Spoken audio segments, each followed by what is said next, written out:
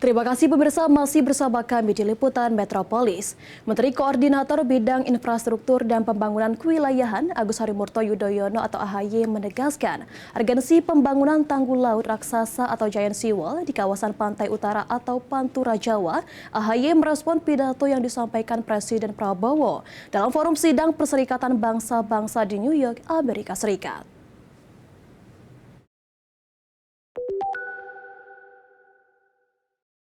Menteri Koordinator Bidang Infrastruktur dan Pembangunan Kewilayahan Menko Infra Agus Harimurti Yudhoyono menanggapi pidato Presiden Prabowo Subianto di Forum Perserikatan Bangsa-Bangsa atau PBB tentang pembangunan tanggul laut raksasa Giant Seawall. AHY menyampaikan kawasan pantai utara Jawa atau Pantura yang membentang sekitar 700 km dan melintasi 5 provinsi menghadapi ancaman serius berupa penurunan tanah dan banjirop. AHY menegaskan urgensi pembangunan Giant Seawall di Pantura Jawa untuk melindungi masyarakat yang tinggal di pesisir.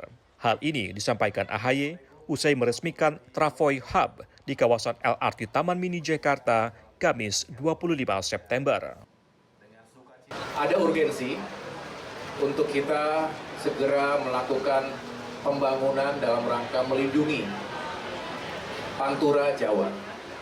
Bicara Pantura, kalau dari ujung ke ujung sekitar 600-700 km panjang, melewati 5 provinsi, Jakarta, Banten, Jawa Barat, Jawa Tengah, Jawa Timur. Dan ancaman terhadap sejumlah kota atau kabupaten, ini memang real ketika terjadi land subsidence dan juga bahaya rob yang selalu mengintai masyarakat yang tinggal di Pantura.